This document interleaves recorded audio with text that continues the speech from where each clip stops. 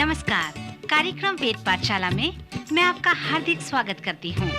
प्रिय श्रोता, परमेश्वर का वचन जीवित, पवित्र एवं सामर्थी है। आशा है कि आज के वचन से आपको आत्मिक लाभ होगा। तो लीजिए, प्रस्तुत है ये संदेश।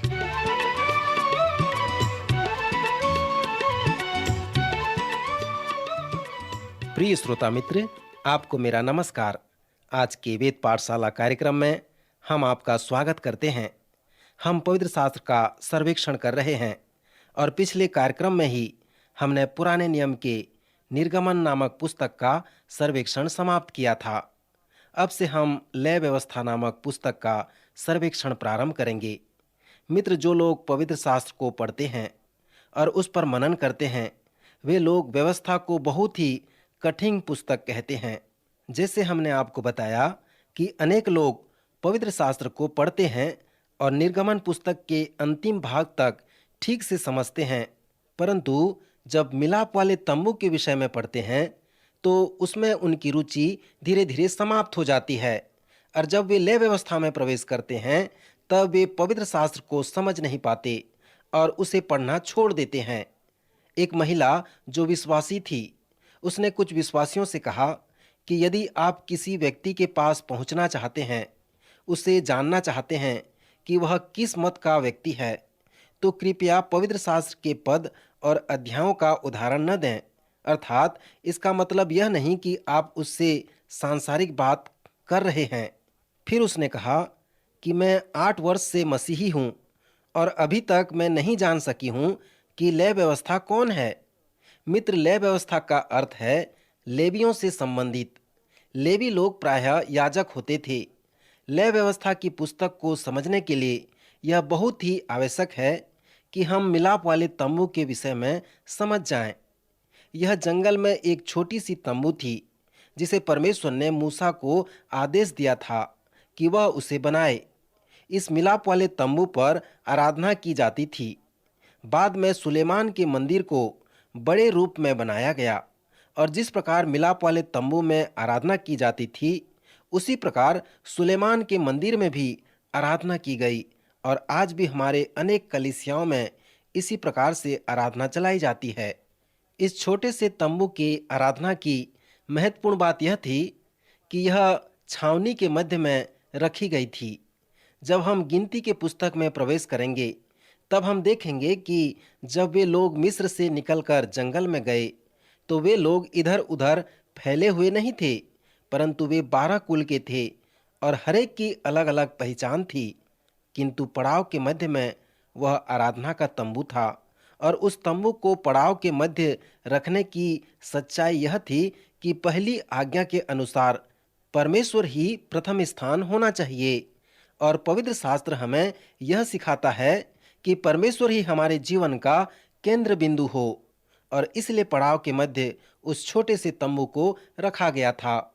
और मित्र, उस तंबू के अंदर जो महत्वपूर्ण बात हम देखते हैं कि परमेश्वर की उपस्थिति अर्थात परमेश्वर की स्वर्गीय उपस्थिति उस छोटे से तंबू में बनी रहती थी। वहाँ पर परमेश्वर की उपस्थिति पवित्र, पावन एवं विशेष रूप से बनी रहती थी। हमें बताया गया है कि जब मूसा ने उस छोटे से आराधना के तंबू को बनाना समाप्त किया, तब परमेश्वर की उपस्थिति और उसकी महिमा वहां भरी रहती थी और उस तंबू के ऊपर बादल आ गया, जिसका प्रतीक यह था कि परमेश्वर के आत्मा का अभिषेक उस पर है और वह परमेश्वर के आत्मा से भरा हुआ है। और इसी तरह से मित्र, सुलेमान के मंदिर के बनने के बाद भी ऐसा ही हुआ। अर्थात जब लोगों ने सुलेमान के मंदिर को बनाना समाप्त किया, तब परमेश्वर की महिमा बड़े सामर्थ्यपूर्वक मंदिर में आया, जिससे याजकों को दौड़कर मंदिर से बाहर भागना पड़ा। वो वहां पर रुक नहीं सके क्योंकि मंदिर परमेश्वर की महिमा से भर गई थी। वह मिलाप वाला तंबू पड़ाव के बीचों बीच रखा गया था। यदि उन 12 कुलों में से कोई पाप करता था और अपने पाप के लिए परमेश्वर से क्षमा प्राप्त करना चाहता था, परमेश्वर से मेल मिलाप करना चाहता था, तो उसे उस पड़ाव के मध्य उस तंबू के पास जाना पड़ता था। और जो बादल आराधना के तंबू के ऊपर बना रहता था, वो उनकी अगुवाई किया करता था।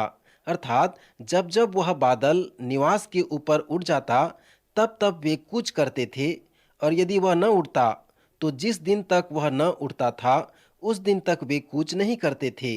सो इस तरह से बादल उनकी अगुवाई किया करता था। परंतु सबसे बड़ी व महत्वपूर्ण बात यह थी कि परमेश्वर की उपस्थिति उस तंबू में बनी रहती थी। अर्थात जब वे आराधना के तंबू के पास जाते थे तो वे परमेश्वर के पास जाते थे। वे तंबू में परमेश्वर के पास विशेष करके क्षमा, आराधना व अगुवाई प्राप्त करने के लिए जाया करते थे। मेरे श्रोता मित्र, अब मैं आपको आराधना के इस तंबू के निकटता में ले जाना चाहता हूँ। इस तंबू के चारों तरफ घेरा लगा रहता था जो पाल के सदृश का था। जैसे मैंने पहले आपको बताया कि आपकी रुचि इसमें अधिक नहीं होगी। आंगन में जो बाड़ा होता था वैसे ही सुलेमान का मंदिर भी बनाया गया था। यदि कोई पापी व्यक्ति को परमेश्वर की क्षमा की आवश्यकता होती थी तो उसे तंबू के द्वार के पास जाकर याजक से मिलना पड़ता था। वहां पर मेज के पास कुछ भाग होते थे जो बहुत ही महत्वपूर्ण होते थे। मेज के प्रथम भाग में पीतल की वेदी होती थी जिसमें हर समय आग जलती रहती थी। इस पीतल की वेदी का अर्थ यह था कि जो पापी लोग पशुओं को लेकर बलिदान के लिए आते थे, जिसे लेवी व्यवस्था में बताया गया है, तब उस पशु को उस पीतल की वेदी में रख दिया जाता था और वह पापी व्यक्ति आंगन के द्वार के पास खड़ा रहता था। उसे वेदी के अंदर भाग में, जहां पर परमेश्वर की उपस्थिति रहती थी, जाने की अनुमति नहीं थी और न ही वह वहां पर जा सकता था। याजक को उस व्यक्ति के लिए तंबू के अंदर जाना पड़ता था। सर्वप्रथम याजक उस पीतल की वेदी में होम बलि चढ़ाता था और जब उस बलिदान का धुआं परमेश्वर तक पहुंचता था तब याजक दूसरे भाग में आता था जिसे हौदी कहते हैं, जो एक बड़े चिलमची के जैसा सुंदर होता था जिसमें जल भर दिया जाता था। तब उस पापी व्यक्ति के बदले में जो आंगन के द्वार पर खड़ा रहता था, याजक अपने आप को धोता था। मिलाप वाला तंबू दो भागों में विभाजित रहता था। प्रथम भाग बाहरी तरफ होता था जो पवित्र स्थान कहलाता था और अंदर का भाग परम पवित्र स्थान कहलाता था। इस परम पवित्र स्थान में परमेश्वर की महिमा उपस्थित रहती थी। जब याजक उस तंबू में प्रवेश करके अलग अलग भाग में घूमता था तो वह परमेश्वर की उपस्थिति तक पहुंच पाता था। वहां पर 4 वस्तुएं होती थीं। याजक अपने आप को धोकर पवित्र स्थान में प्रवेश करता था। उसके बाईं ओर दीपदान हुआ करता था जो बहुत महत्वपूर्ण था। यह इस बात को प्रकट करता है कि वह प्रकाशन जिसे परमेश्वर ने अपने लोगों के लिए दिया है, जब वह उन्हें वचन दिया था, जब याजक दीपदान के सामने आराधना किया करता था और उस प्रकाशन के लिए परमेश्वर का धन्यवाद करता था जो उस पापी व्यक्ति के लिए था। यह प्रकाशन यह बतलाता था कि उस पापी व्यक्ति को कैसे उद्धार पाना है और फिर उसे कैसे परमेश्वर के साथ संगति करना है। दाहिने ओर एक मेज होता था जो मन्ना का प्रतीक था, जिससे यह संभव था कि परमेश्वर दिन प्रतिदिन हमारी आवश्यकताओं की पूर्ति करता है। सो उस मेज का उद्देश्य यही था। सामने की तरफ महापरम पवित्र स्थान में धूपदान की वेदी होती थी जहां पर याजक खड़ा होकर उस पापी व्यक्ति के लिए परमेश्वर से प्रार्थना किया करता था। सो इस तरह से याजक प्रत्येक पापी के लिए प्रार्थना किया करता था। वर्ष में एक बार सभी लोग तंबू के चारों ओर इकट्ठे होते थे और महायाजक महापवित्र स्थान में जाकर सबों के पापों के लिए बलिदान किया करता था, जो वर्ष में केवल एक ही बार होता था। परंतु बाकी दिन याजक लोग धूपदान के पास जाकर प्रार्थना किया करते थे। सच में मित्र, पीतल की वेदी नए नियम के सुसमाचार का प्रचार करती है। जब हम उस छोटे से तंबू के आराधना के विषय में देखते हैं तो हम कह सकते हैं कि मेज का प्रत्येक भाग एवं प्रत्येक वस्तु प्रभु यीशु मसीह को प्रस्तुत करता है। जब प्रभु यीशु मसीह ने कहा कि मूसा ने मेरे विषय में लिखा है, तो सचमुच में वह तंबू के आराधना के विषय में कह रहा था। वह पीतल की वेदी हमें प्रभु यीशु मसीह के मृत्यु के बारे बताती है। हर प्रकार की होम बलि जो पीतल की वेदी के पास बलिदान की जाती थी, वे सभी प्रभु यीशु मसीह के क्रूस के मृत्यु के निकट पूरा होते हैं। यह पीतल की वेदी हमें बताती है कि हम बिना बलिदान के परमेश्वर के निकट नहीं पहुंच सकते और बिना लहू बहाए पापों की क्षमा हमें नहीं मिल सकती। यह पीतल की वेदी हमें बताती है कि परमेश्वर पवित्र और धर्मी है और परमेश्वर भी हमसे चाहता है कि हम पवित्र और धर्मी हों। परमेश्वर जानता था कि हम हजारों वर्ष में भी पवित्र और धर्मी नहीं बन सकते और अपने आप को बचा नहीं सकते थे। इसलिए परमेश्वर ने अपने आप को एक पवित्र मेमना बनाकर इस संसार में ले आया कि वह हमारे लिए बलिदान हो जाए ताकि हम पवित्र और धर्मी बन सकें। सो मित्र, परमेश्वर ने ऐसा ही किया। आज परमेश्वर हमसे चाहता है कि हम उस पर विश्वास करें। पीतल की वेदी हमें बताती है कि परमेश्वर कौन है, वो मनुष्य से क्या चाहता है, वो किसको दोषी ठहराता है, वो क्या जानता है, उसने क्या किया है और वो हमसे क्या चाहता है कि हम उसे करें। संक्षिप्त में हम इसे इस तरह से समझ सकते हैं कि पापी व्यक्ति बिना बलिदान के पवित्र परमेश्वर के पास नहीं पहुंच सकता और उस बलिदान को प्रभु यीशु मसीह ने कलवरी के क्रूस पर पूरा कर दिया है।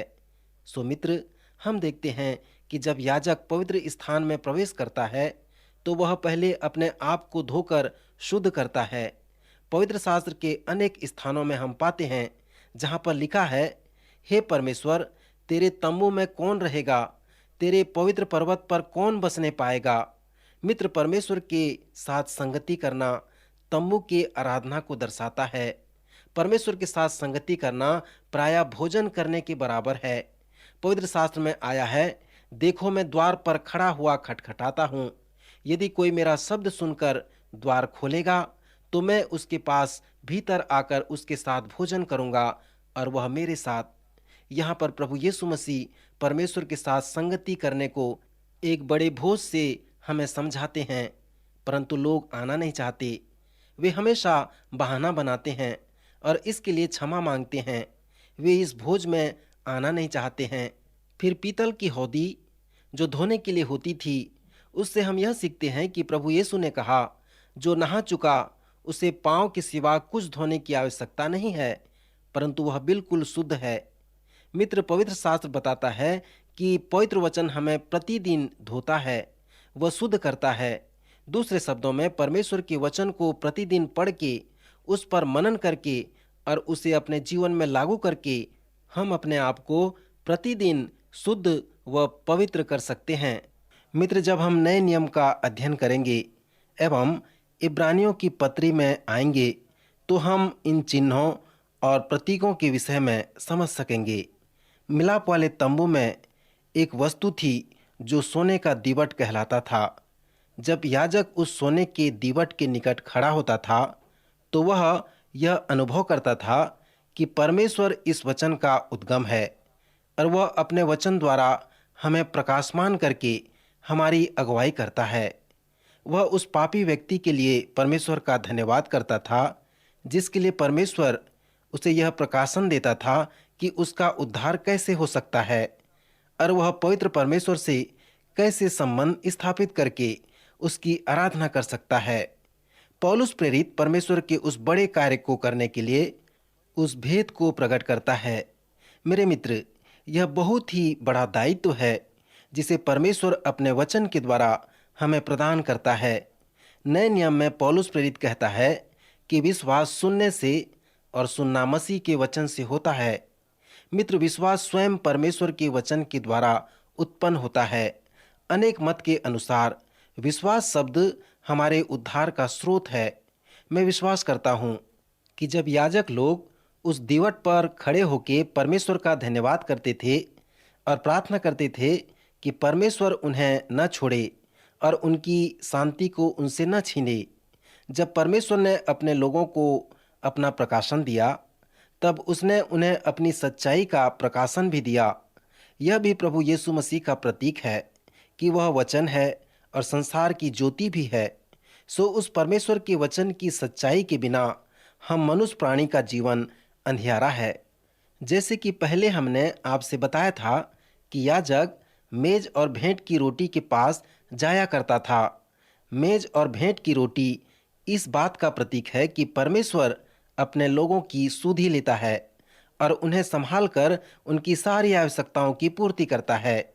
निर्गमन और गिनती की पुस्तक में हम परमेश्वर के उस अलौकिक कार्य को बार बार होते हुए देखते हैं।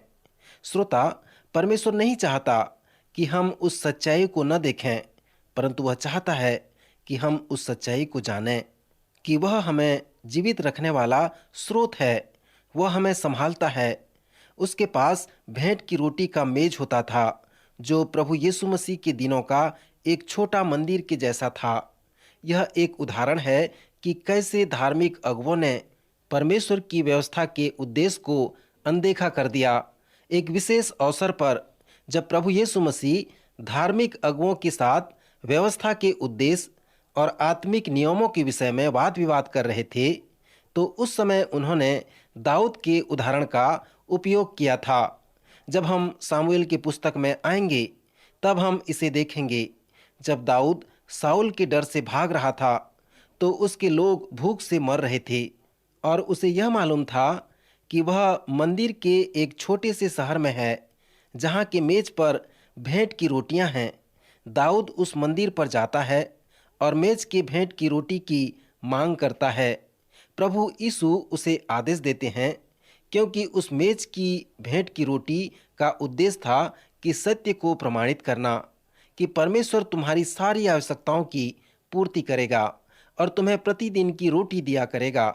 परंतु इस विषय में शास्त्री और फरीसी बहुत ही विधिवादी थे, पर इसमें परमेश्वर का उद्देश्य यह था कि परमेश्वर अपने लोगों की सारी आवश्यकताओं की पूर्ति करेगा और उन्हें भूख से बचाएगा। विधि के तौर पर केवल याजक ही उस मेज की रोटी को खा सकता था, परंतु दाऊद ने उस विधि को तोड़ने के लिए कहा, क्योंकि आत्मा की व्यवस्था यह थी कि परमेश्वर अपने लोगों को उनको प्रतिदिन की आवश्यकताओं की पूर्ति करेगा। दाऊद और उसके लोगों को प्रतिदिन की रोटी की आवश्यकता है। सो मित्र, उस मेज के भेंट की रोटी का प्रतीक यही था। जब दाऊद धूपदान के पास खड़ा होकर पापियों के लिए प्रार्थना किया करता था, जो आंगन के द्वार पर खड़ा रहता था, और जब याजक वहां पर खड़ा होकर पापियों के लिए प्रार्थना किया करता था, तो वह याजक प्रभु यीशु को चित्रित करता था। याजक प्रभु यीशु मसीह का चित्र था, क्योंकि प्रभु यीशु मसीह हमारा महान महायाजक है। यूहन्ना के 17वें अध्याय में प्रभु की प्रार्थना है और मत्ती के 6वें अध्याय में जो प्रार्थना है प्रभु की प्रार्थना कहलाती है, वो चेलों की भी प्रार्थना कहलाती है, क्योंकि प्रभु ने ऐसी प्रार्थना नहीं की, परंतु जो प्रार्थना यूहन्ना के 17वें अध्याय में है वो प्रभु की प्रार्थना कहलाती है।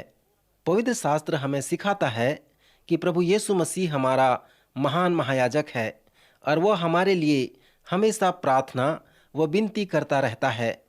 उसी तरह से जो याजक थे वे पापियों के बदले में परमेश्वर की उपस्थिति में जाया करते थे और उनके पाप क्षमा के लिए परमेश्वर से प्रार्थना किया करते थे और लोगों के लिए परमेश्वर का वचन लेकर आया करते थे।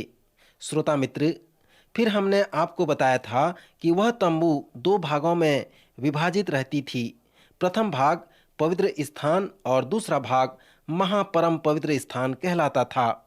उस पवित्र स्थान में जो मेज की वस्तुएं थीं वो बहुत ही गुप्त थीं, जिसे वाचा का संदूक कहते थे, और जो वस्तुएं उसमें गुप्त थीं वो वाचा के संदूक में परमेश्वर की स्वर्गीय उपस्थिति का प्रतीक था।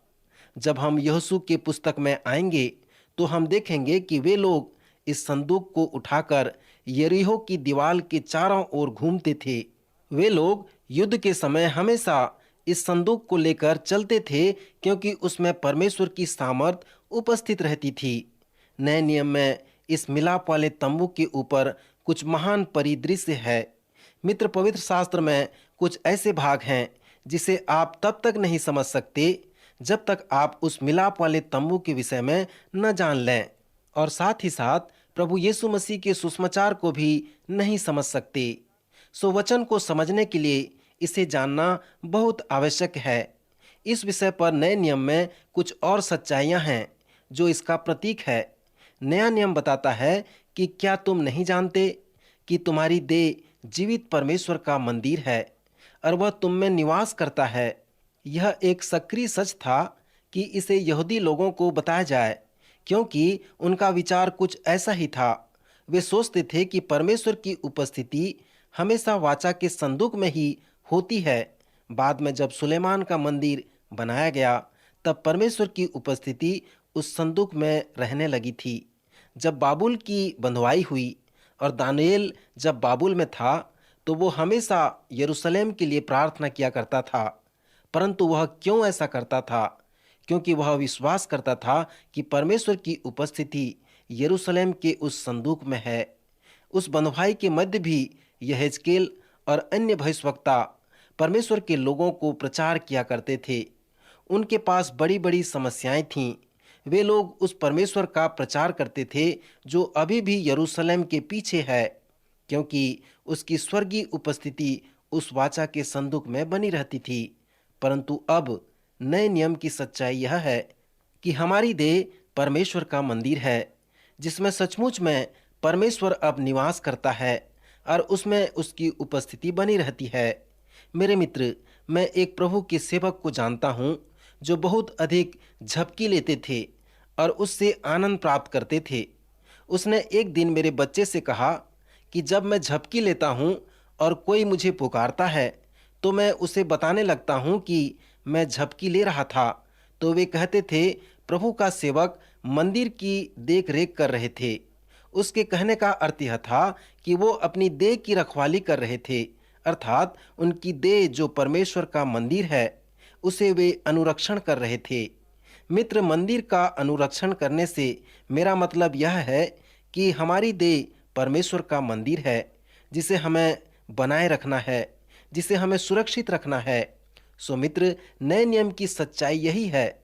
यदि आपने प्रभु यीशु मसीह के पीछे चलने का निर्णय किया है और उसका चेला बनकर आगे बढ़ना चाहते हैं, तो आप इस बात को स्मरण रखें कि आपकी देह जीवित और सच्चे परमेश्वर का मंदिर है। परंतु जब परमेश्वर के लोग जंगल में भ्रमण कर रहे थे, तब परमेश्वर की महिमा की उपस्थिति उस वाचा के संदूक में बनी रहती थी। उस वाचा के संदूक में अनेक वस्तुएं थीं। वहां पर पत्थर की 2 तख्तियां थीं, जिसमें 10 आज्ञाएं लिखी हुई थीं। वहां पर मन्ना का पात्र था। हारून की लाठी थी, जो वाचा के संदूक के अंदर रखी गई थी। सो मित्र, जब आप इस मिलाप वाले तंबू को देखते हैं, तो नए नियम के सुसमाचार को और प्रभु यीशु मसीह को देखना ना भूलें, क्योंकि वे सभी प्रभु यीशु मसीह का प्रतीक हैं। इसके पश्चात जब हम याजक के वस्त्र के ऊपर ध्यान करते हैं, तो वह भी बहुत सार्थक होता था, और वो सभी वस्तुएं जो तंबू के आराधना में थीं, सार्थक थीं। मैं इस विषय पर अधिक नहीं बताना चाहता, क्योंकि हम सर्वेक्षण कर रहे हैं। प्रकाशित वाक्य की पुस्तक में हमें बताया गया है कि स्वर्ग का द्वार खुला है, और जब स्वर्ग का द्वार खुला है, तो आप देखते हैं कि सिंहासन पर कोई बैठा हुआ है। श्रोता मित्र, प्रकाशित वाक्य का प्रत्येक चिन्ह पवित्र शास्त्र का प्रतीक है। वह एक ऐसी कुंजी है जो प्रकाशित वाक्य के पुस्तक की विधि संग्रह को तोड़ सकता है। इस प्रकाशित वाक्य के 4 अध्याय में हमें बताया गया है कि देखो, मेरा पुत्र मेरे दाहिने हाथ में है, उसकी आराधना करो। अर्थात स्वर्ग में जो कुछ भी है, वो सभी सिंहासन के नीचे उतर आएं और उसकी आराधना करें। और मित्र, यही है मिलाप वाले तंबू का संदेश। प्रभु यीशु मसीह ने कहा, मूसा ने मेरे विषय में लिखा है। सो यह एक छोटा सा उदाहरण है कि कैसे मूसा ने प्रभु के विषय में लिखा। मित्र, क्या आप यह अनुभव करते हैं कि आप अंधकार में हैं? प्रभु कहते हैं, मैं जगत की ज्योति हूँ। क्या आप आत्मिक रीति से खाली हैं? प्रभु कहते हैं, जीवन की रोटी मैं हूँ, और मैं तुम्हारे अंदर वास करना चाहता हूँ। तुम्हारी देह को मैं अपना मंदिर बनाना चाहता हूँ, अपना मिलाप वाला तंबू बनाना चाहता हूँ। मित्र, कृपया आप हमें पत्र लिखें। हमारे पास कुछ विशेष पुस्तिका हैं जिसे हम आपको मुफ्त में भेजना चाहते हैं, जो आत्मिक रीति से बढ़ने में आपकी सहायता करेगा। अब हमारा समय समाप्त हो रहा है। अगले कार्यक्रम में हम लय व्यवस्था की पुस्तक पर अध्ययन करेंगे और याजक के कार्य के विषय में समझेंगे। सो अवश्य उपस्थित होवें। प्रभु का अनुग्रह आपके जीवन में बना रहे।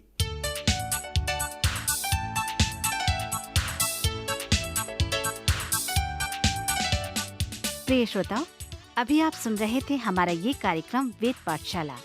श्रोताओं, आपको ये जानकर खुशी होगी कि हमारे पास इस अध्ययन से संबंधित नोट्स उपलब्ध हैं, जिन्हें हम सभी श्रोताओं को निशुल्क भेजना चाहते हैं। यदि आप इसे प्राप्त करना चाहते हैं तो हमें इस पते पर लिखें। हमारा पता है कार्यक्रम Ved Pathshala, radio Vishwavani, post box number 317, Lucknow 226001, Uttar Pradesh. हमारा पता एक बार फिर सुन लीजिए। कार्यक्रम Ved Pathshala, radio Vishwavani, post box number 317, Lucknow 226001, Uttar प्रदेश।